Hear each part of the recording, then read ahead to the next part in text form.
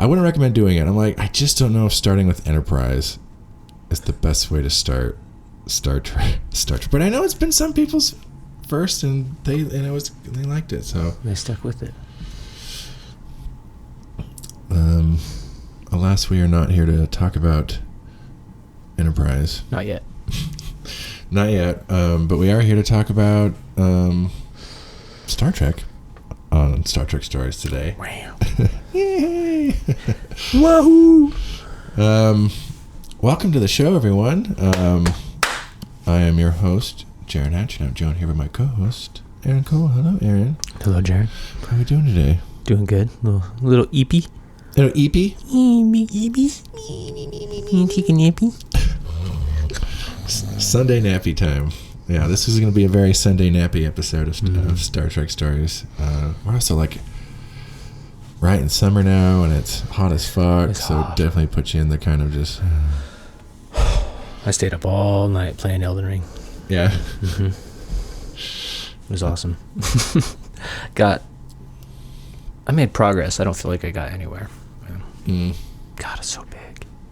There's so much.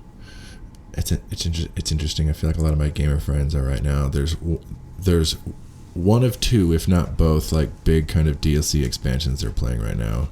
I either have my friends who are playing Elden Ring, the expansion that just came out, or I have my friends who are playing the expansion to Final Fantasy XIV that just came out. Oh, wow. Which is also a very large expansion. So Mark's in both camps. I'm sure after he's done with Elden Ring, he'll jump right into Final Fantasy. yeah, He says it's awesome. Like, if you haven't tried it, you should check it out. yeah. It's supposed to be awesome. But we're here to talk about. But anyways, Star Trek. On this lazy Sunday afternoon. not Enterprise or Discovery. No, we've been talking about Enterprise and Discovery, which, as much hate as both of those shows will get from some people, like, they are interesting to talk about. No, fortunately, we're talking about the two good Star Trek shows There's only two. today. The animated series. And short treks. No, we just finished our look at Deep Space Nine and the end of TNG. Clearly the two best shows in the franchise, at least if you ask me. TOS asterisks. Yeah, we just finished our look at Deep Space Nine, the end of TNG. This was our 5th selection of episodes in our 100 episode list we're watching through. Holy moly. Getting through it. We're definitely well into the back half now of this whole list. This list we just watched is our longest list on the whole show. This was a 19 episode selection. Wow, this was definitely our longest one. Almost as long as one whole season of The Next Generation. Yeah, I think actually the first season of Deep Space Nine is more or less like 19 episodes. Oh, nice. So we've basically done a whole season of DS9. DS9 season 1. Yeah, we watched a list comprising of episodes from the first 2 seasons of Star Trek Deep Space Nine, and seasons 6 and 7 from Star Trek The Next Generation, the last couple of seasons. All these episodes were kind of running together, spanning from 1993 to 1994. The first time 2 Star Trek shows were on at the same time. Star Trek Overload. This, I remember as a kid, this felt like Star Trek Overload, and if only we knew. What a time. Like how it would be later. Oh, there's going to be 5 shows on at the same time in the future. What? Huh. All of them good? No. But there'll be 5 of them. We'll have 5. Yeah, this was wild to me as a kid when both of these shows were on at the same time. Kind of going back and forth between them. I thought it was epic. Like, I got these 2. I think I was more excited about the idea that there was 2 shows than I initially was just about Deep Space Nine. It was like, oh, there's a Space Station 1 and there's Next Gen. I think it was kind of once Next Gen ended is when I really started paying attention and investing in Deep Space Nine. I'm like, oh no, this show just by itself kicks ass. Mm-hmm. But in these early seasons, it definitely felt like the other Star Trek show that was on with Next Gen. So yeah, the episodes we watched the most of were Deep Space Nine this chunk, since it was our big kind of new show we were watching. I think we watched 12 episodes of Deep Space Nine. And we watched Emissary, A Man Alone, Q-less, Battle Lines, Progress, Duet, In the Hands of the Prophets, The Homecoming, The Circle, and The Siege, and The Maquis Part 1 and 2. Part 1 and 2. Kind of just a little chunk of like the early Deep Space Nine stuff. Yeah, so with these episodes, what I was trying to do was kind of give us a look at kind of like DS9, and it's like in its initial conception and in its early years. So now that we've watched like a few Star Trek shows, we've kind of like had a look at classic Trek. We've done a big old look at Next Generation. How does Deep Space Nine, at least at this point with what we watched, how does Deep Space Nine stack up against those shows? I think it starts stronger than Next Generation starts.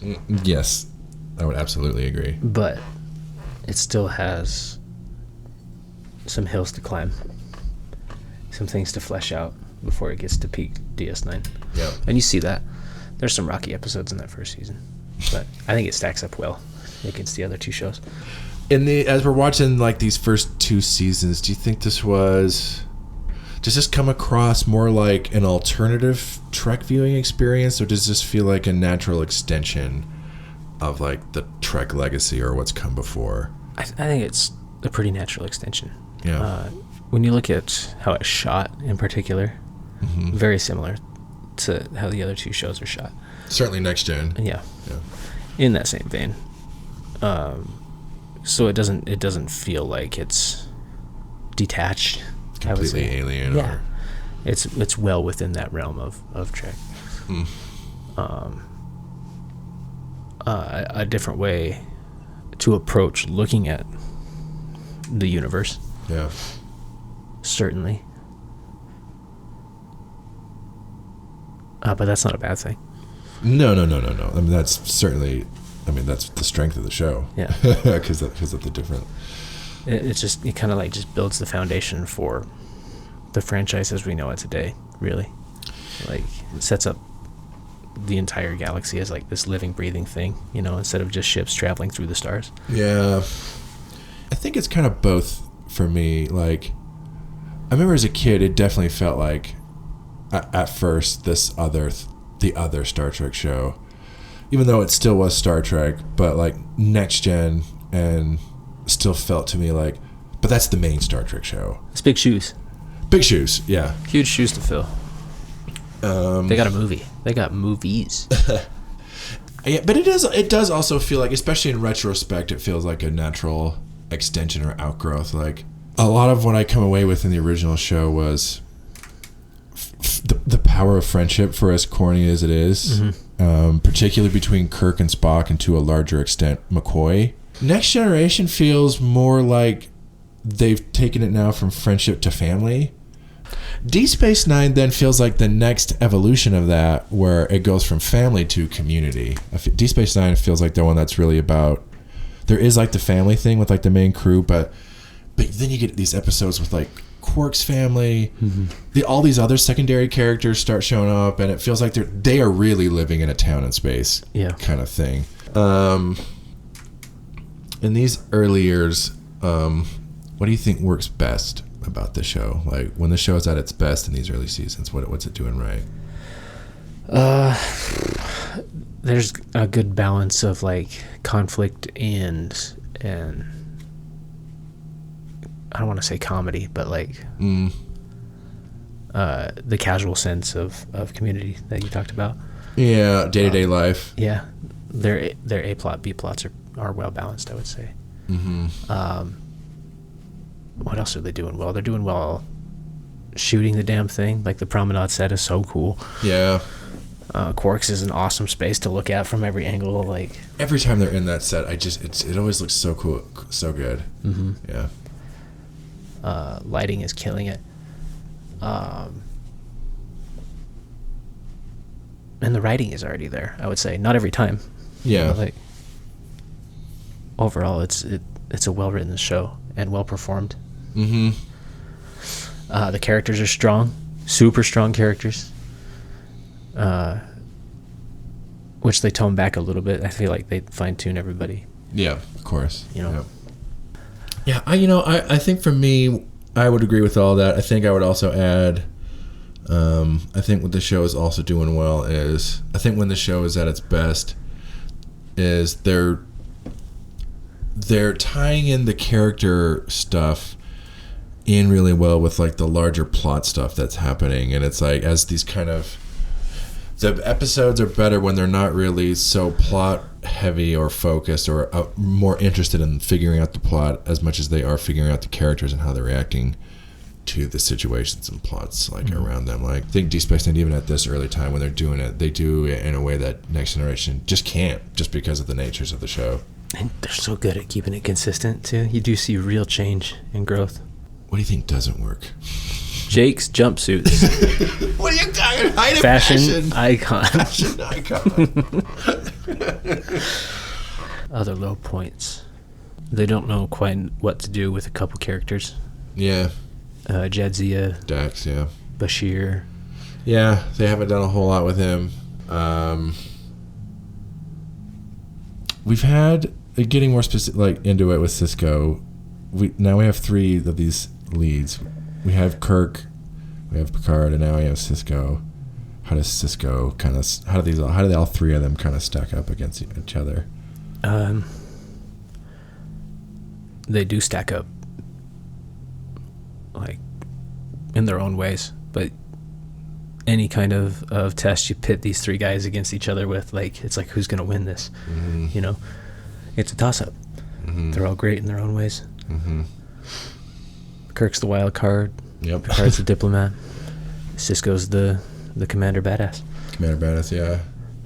I can't remember if it was him or who described him as such, but he was like a builder. I'm like, oh yeah, community builder, and it's a whole different kind of thing he's doing compared to Picard and Kirk.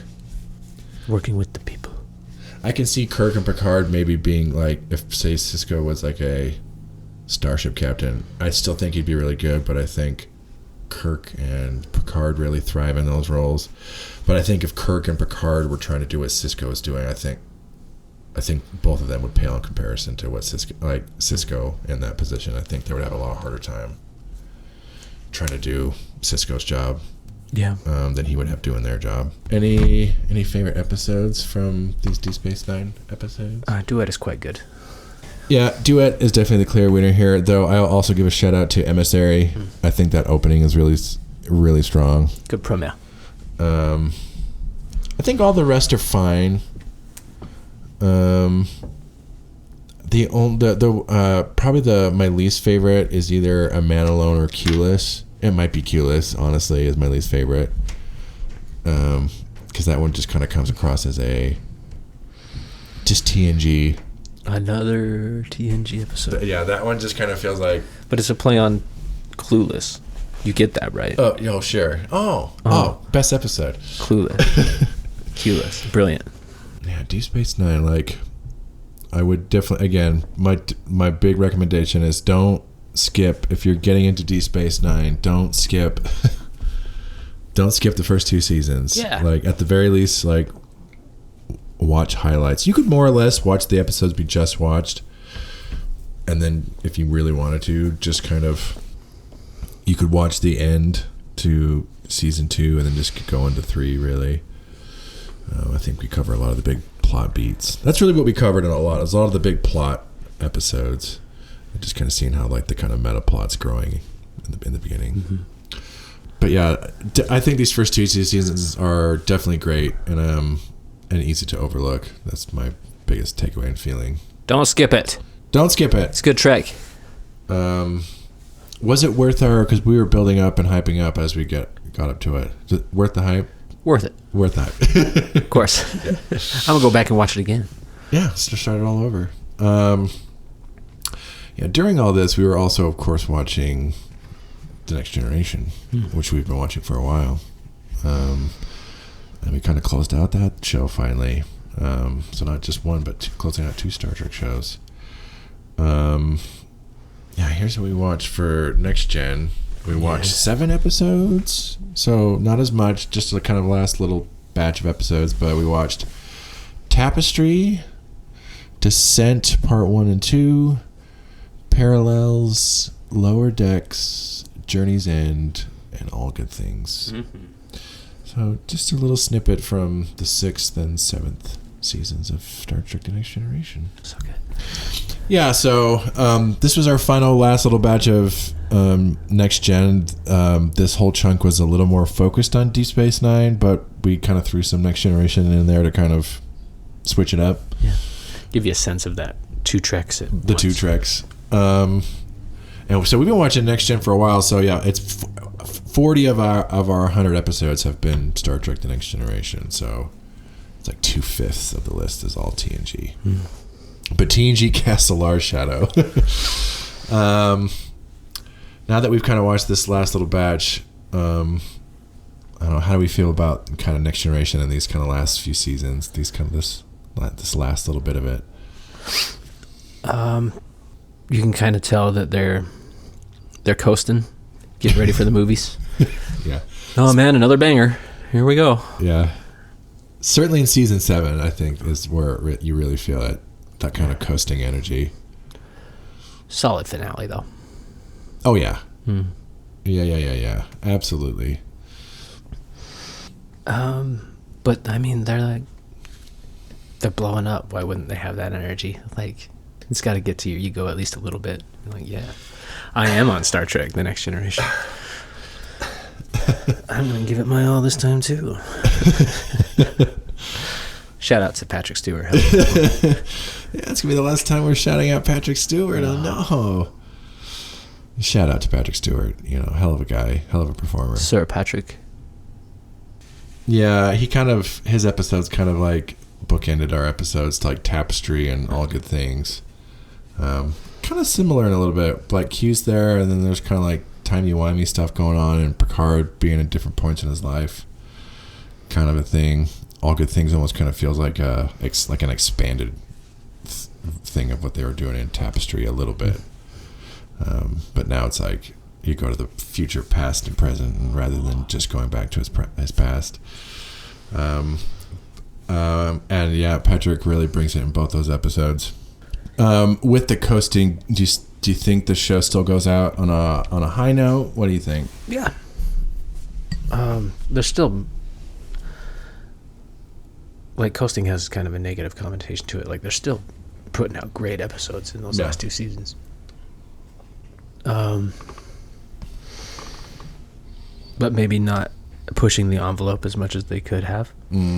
Saving that, bottling it for the movies. Right? Okay. Yeah. I would definitely agree. I think at this point they've fired a lot of their best shots. They're still putting out good stuff, but they have fired a lot of their best shots at this point. We're winding down. Yeah, definitely a winding down feel. Is there anything do you feel like there's any kind of interesting or kind of standout things they kind of do, or anything that stood out to you in this kind of batch?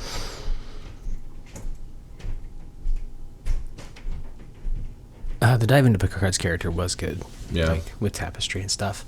And yeah, both of those episodes. The It's a Wonderful Life thing. I think you had mentioned the Troy and Worf thing that stood out to you. It's a good, thing to fill, minutes, create some drama. Sometimes making fans mad at stuff like that is a good thing. Yeah. It's water cooler talk. Yeah. It's like, Did you see the whole Troy Worf thing? How do you feel about that? Yeah. I hate it. I don't mind it. I like that. I'm not necessarily the biggest fan of it, just in the sense of I feel like it just kind of it's such a blip. I was like, now? Yeah, right at the end. Yeah. And there's only so much time they dedicated, because again, they're right at the end of the show. But But I'm like, it makes me kind of like, it feels like if anything, maybe in this last season, it feels like they're going a little more into, and maybe it's, you know, some of Deep Space Nine rubbing off on them, but going a little more into trying to explore some character stuff that they hadn't done yet, like, or something like exploring like a relationship between two of the characters on the show that we haven't seen before, like in Worf and Troy, and we got more into Picard, and even though Descent wasn't great, but we did get into some stuff with kind of Data and his brother, and so some of the relation stuff they do. Lower Decks really got into like actually just the fact that they're humanizing and fleshing out like the background characters. Yeah, you know, it really feels like they're thinking a little bit more about the characters in this last in a different way in these last little few episodes. Picard, speaking to Picard, is Picard the GOAT? Yes. Yeah. Picard is GOAT. Yeah. He doesn't have a ton of flair or pizzazz about how he goes about things, but he's like, not like Kirk or Sisko do. He's got the fundamentals down. 1,000%. The Starfleet ideals. He's just got it by heart. Yeah. Mastery of it, and he can talk himself out of pretty much anything. Even getting crashed on a planet with Wesley Crusher. Yeah. Found a way to survive that. Yeah. Incredible. Yeah. Incredible strength of character. Jean-Luc Picard, the GOAT. Yeah, I would agree. Like, I think for me personally, in some ways, characters like Kirk and Sisko are more interesting to me personally, in the sense that I think Kirk and Sisko are more colorful characters. And I like that kind of. Picard has his own quirks, but he's much more grounded, and if not somber. He just stands on business. Oh yeah, more than the other two do. Oh yeah. You know? But always he's also on business. Secretly just this deeply passionate guy. Yeah, but it's all just deep down. Yeah, but his duty just suppresses all that stuff. That's only it's when he's wearing his sexy French PJs, reading a book, shaking it so. Shake it so, no. Letting his hair down. Yeah, it's all there, but when he's captain, it's all business. Mm-hmm. It's like, yeah, Picard. I feel like he's intentionally the ideal one, so he kind of has to win. Mm-hmm. Yeah, they intentionally try to create. I think Anson Mount's Pike is the closest they've got to trying to kind of capture the same kind of ideal kind of captain. They kind of play with that with Pike too, because it's like, oh, Pike, you're just such a nice, friendly. Look at you, always making the right calls. and great dinners for your crew. Just having kick-ass quarters. Got that sexy dad energy. Let's go talk around the fire. Look at you, Zaddy. While he's wearing his apron and like cutting carrots and Zaddy Park. And that pompadour. Yeah, Picard's the GOAT. What about? Again, we've watched a lot of Next Generation, so we're definitely gonna be biased. But is this the best crew / cast? Oh, jeez. That is a tougher call. Oh, gosh.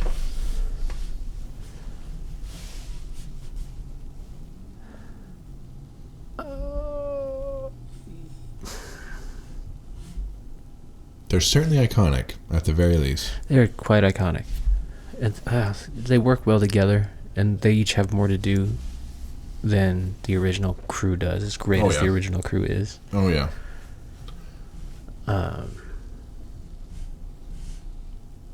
The DS9 crew, their stories are just, they get so much more expansive. It's hard to compare, almost. Yeah. So maybe they are the best, like, ideal Star Trek crew. Good ideal.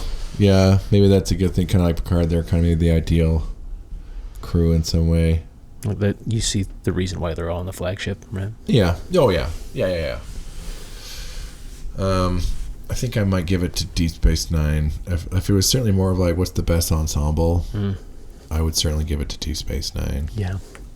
But they're an incredible crew too. That TNG crew though certainly does have this kind of ideal crew energy though. It makes sense that this crew becomes probably the most popular crew cast in the whole franchise. Probably still to this day. It's all there. They let it. Yeah. Looking at these two shows at the same time, TNG's on the way out. DS9's the new kid on the block. How do you think these two shows play against each other at this point in time? Do they complement each other? Does one stand out over the other? What do you think? It's a bit of complement and contrast. Yeah. But it all serves the Trek in the end. DS9 stands out just because it's a fresh new take. Yeah. Next Gen stands out because they are just a well-oiled system.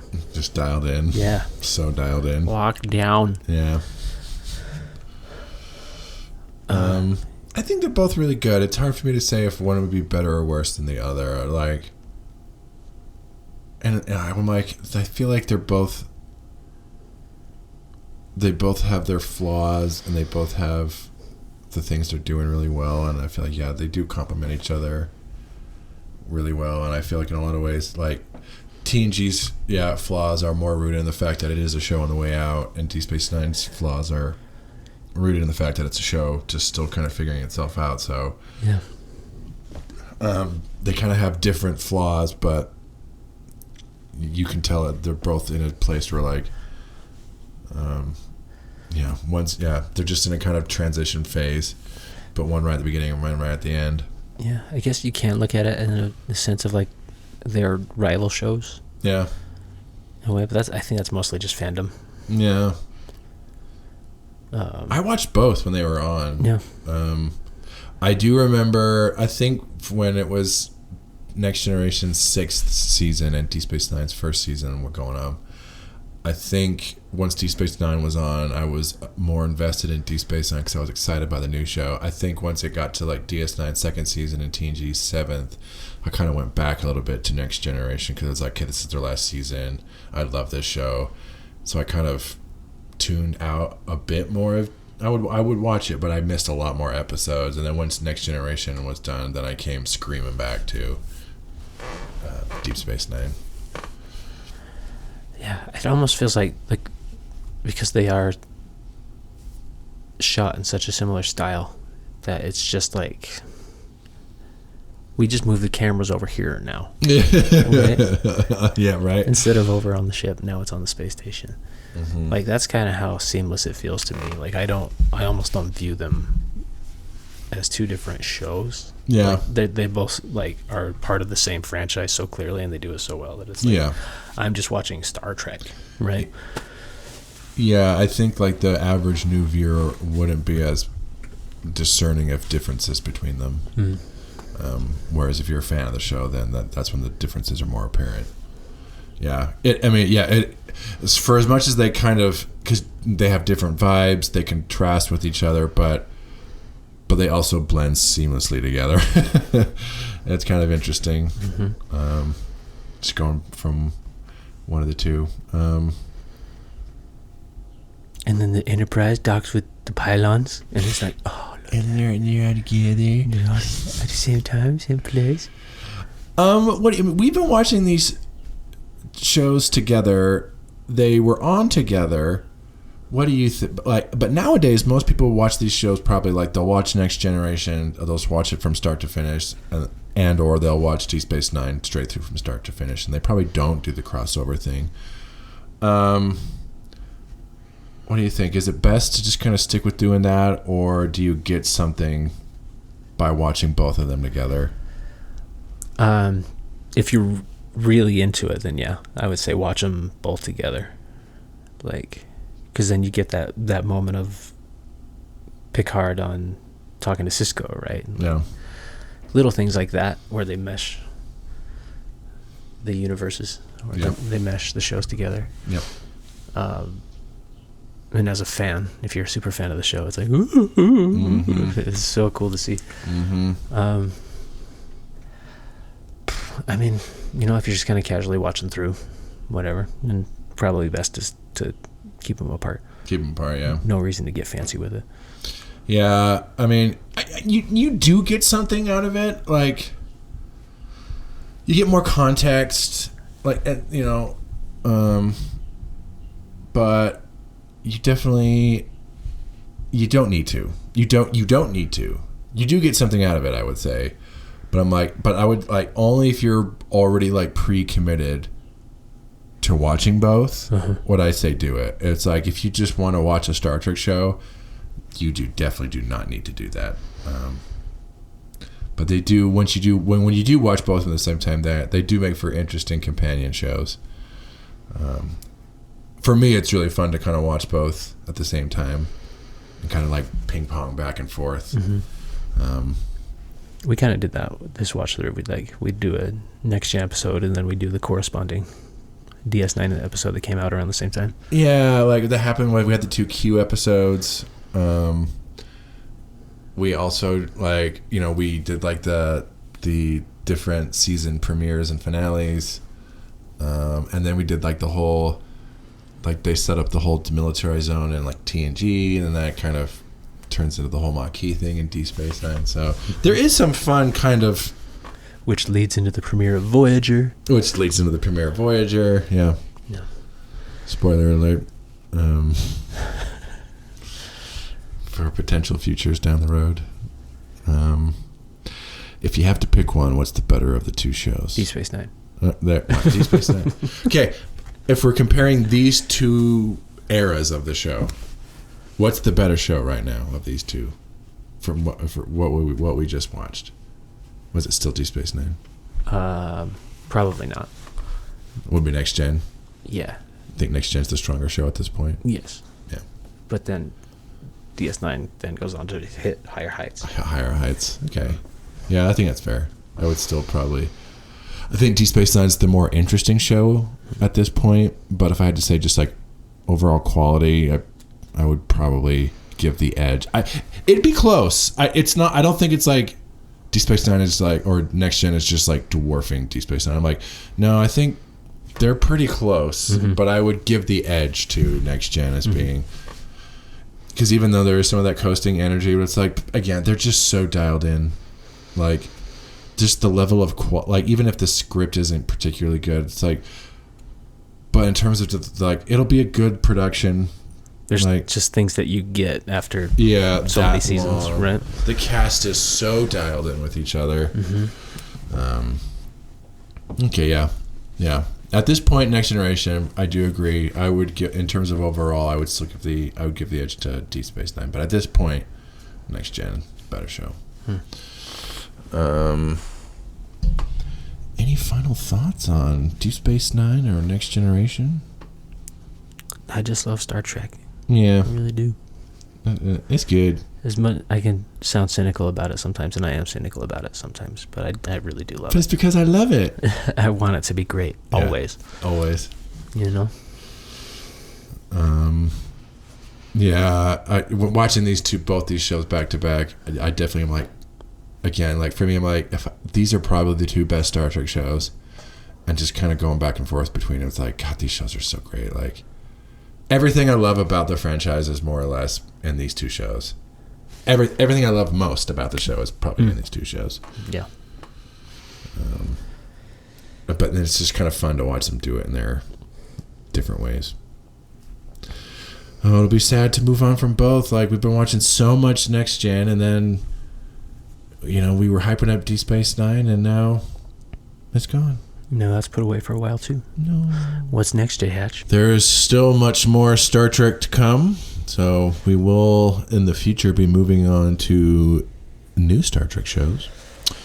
But in the meantime, we are going to be, as per usual, taking a little break from Star Trek in between our little episode selections.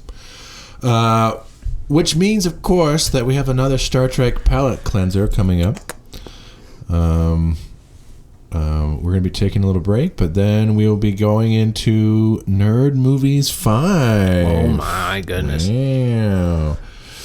Nerd Movies is back once again after a long while. We've had just like 19 straight episodes of The Sisko. Star Trek content, so it's been a while since we've done one of these. Yes, and in case you don't know, if you're new to the show, in between our little selections of episodes, curated episodes, we watch non-Star Trek movies to broaden our nerd horizons and get a bigger perspective on just kind of sci-fi and just genre storytelling in general. Yeah, you know, as nerds, we like to talk about stuff. All the stuff. It never, as much as I love Star Trek, it never ends with just Star Trek. There's too many other things out there. Just a golden age. Yeah. Though Star Trek is the best. Last time on Nerd Movies, we watched Mad Max Fury Road. Awesome. So good. We all went on a wild ride with Max and Furiosa and the gang and chatted about action movies and post-apocalypse movies. Now we're going to be jumping from post-apocalypse to dystopia. Sci-fi's other dreary future genre. Though, you know, to be fair, I sometimes wonder if most of sci-fi is actually pretty dreary and Star Trek is actually pretty much a little shining exception. I mean, spoilers, we find out in 2049 that this next one is pretty post-apocalyptic too. On top of being dystopian. Oh, yeah. Yeah. Oh, yeah. It's both, folks. It's both. It's both. They're not so different. Same size of the different coin. As the saying goes. As the saying goes, as the kids say. Blew myself. In case you haven't guessed it, for Nerd Movies 5, we are going to be watching 1982's Blade Runner. Noise. Blade Runner. Bow, bow, bow, bow.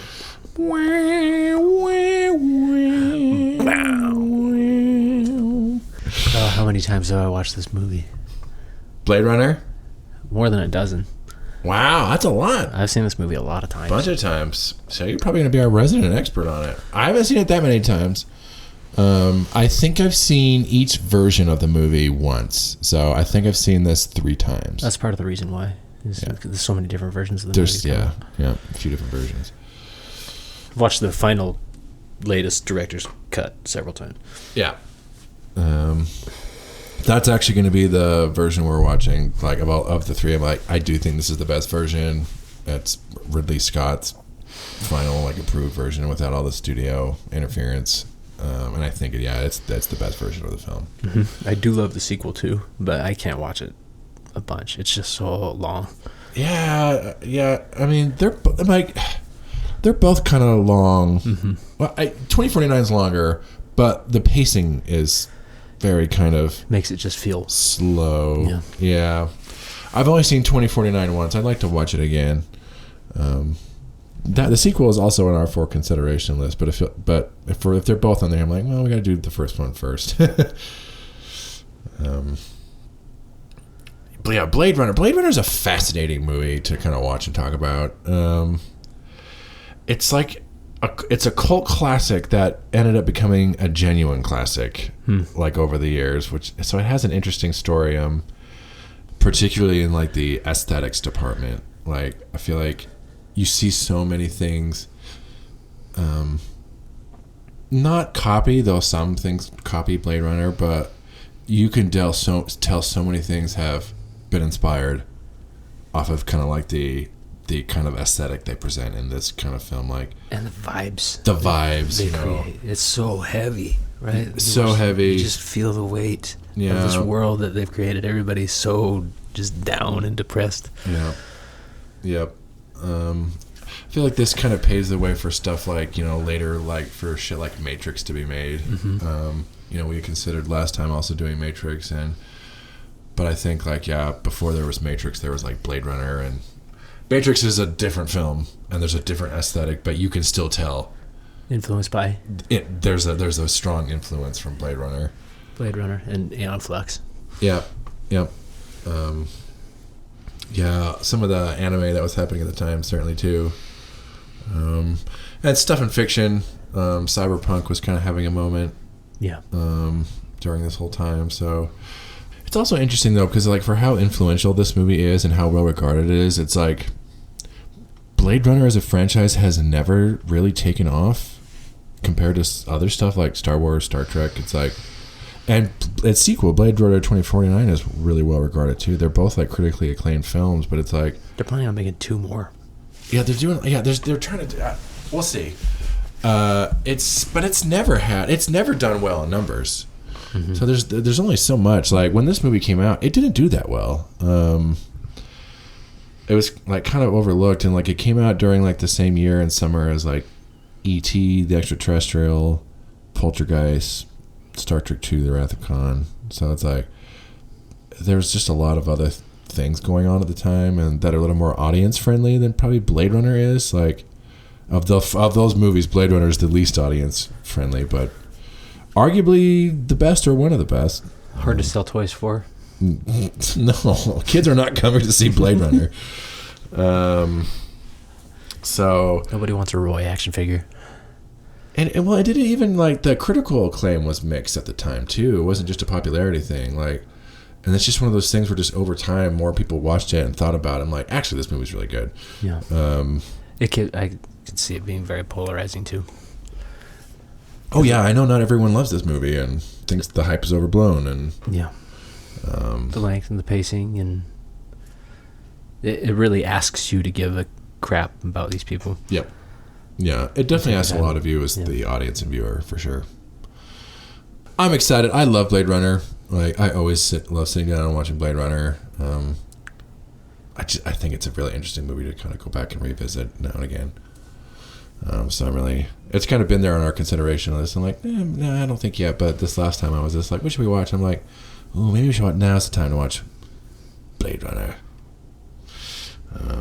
So yeah, I'm definitely excited to watch. And I guess we can see if it lives up to that reputation still after all these years and after having seen it 400 million times. 400 million times. Yeah, so Nerd Movies 5, Blade Runner, that's going to be coming down the pike. Of course, like all of these, we're going to have a few friends on to come on and watch and talk about it with us.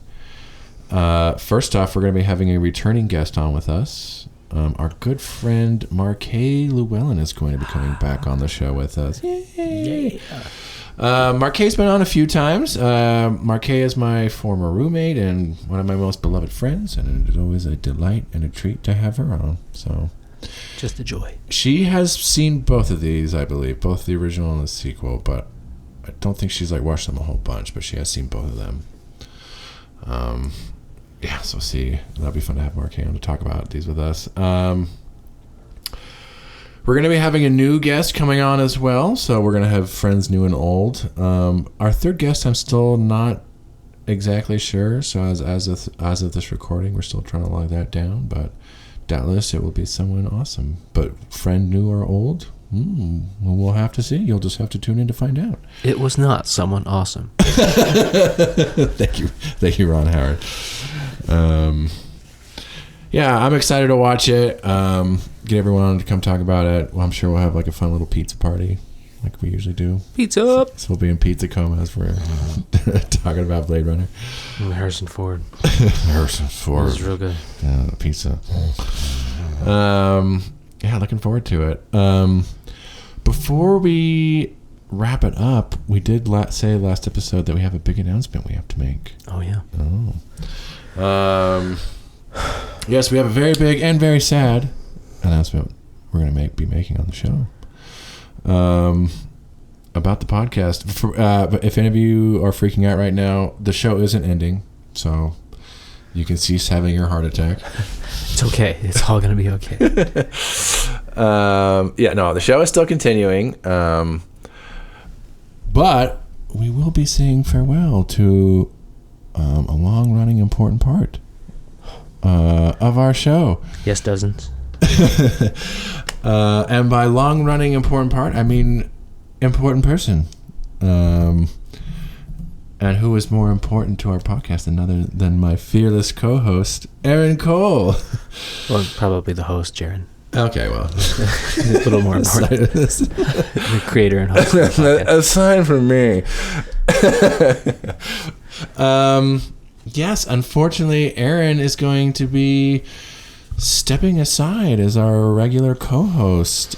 Aaron, oh no. No, the time has come. The time has come indeed. No, not forevers. No. This is not forever. But you and Cass are actually in the process of moving. Yes.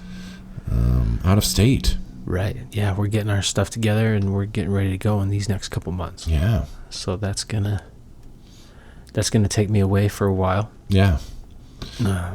Change things up a bit, for sure. From friends and family and podcast and all of you, which I've enjoyed speaking at you for the last year and a half. 2 years. 2 years. We started in summer of 22. Oh my God. But we didn't start releasing until December of 22. But we recorded our first little bit we started The Cage, summer of 22. So 2 years. Now that's summer of 24. It's been a heck of a ride. Isn't that wild? Where does the time go? It's so fast. It's so weird. But it also feels like it does feel like we've been doing it for a while, but it also still feels like... Yeah, that first couple episodes feels like forever ago. Forever ago. But even like then to now feels like just a blink of an eye. Blink of an eye. It's so weird. Time is weird. Time is very strange. But yes, this is not goodbye. Aaron will doubtless be appearing on the show again in the future. It is an adieu. When I was first considering having a co-host, when I was like putting the show together, the initial dive for the first time, like when I was considering have a co-host, my first thought indeed went to you. And I got my first choice, everyone. So I'm very blessed to have you here, having done all these silly little Star Trek episodes with me from day one. This has been so fun, Jaron. Day one. Seriously. Yeah. They are fun to do. Like, I always tell people who come on, it's just an excuse to hang out and like watch Star Trek. And yeah, but it's also been like a nice way for us to explore creative sides and have a little bit of self-expression, too, at the same time. And like, talk about the thing that we love and share that with whoever might be listening out there. All the people, friends and family, and all you randoms. All the people out there listening. It has been a lot of fun. I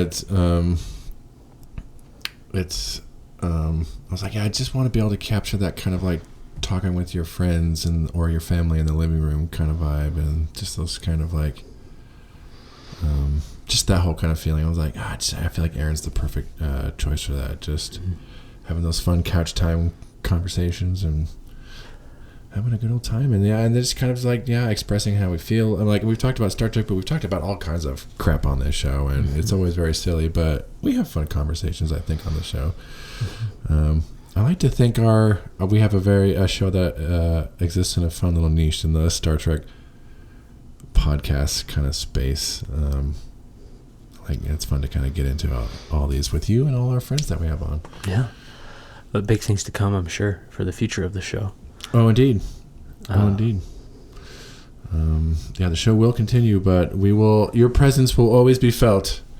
Because I feel like we kind of really hammered on what the vibe of the show is when we were kind of first sticking out. And so you're definitely a really big part of that. So that kind of vibe we've started on the show, which I love. I'm like, yeah, you're a big part of making that happen.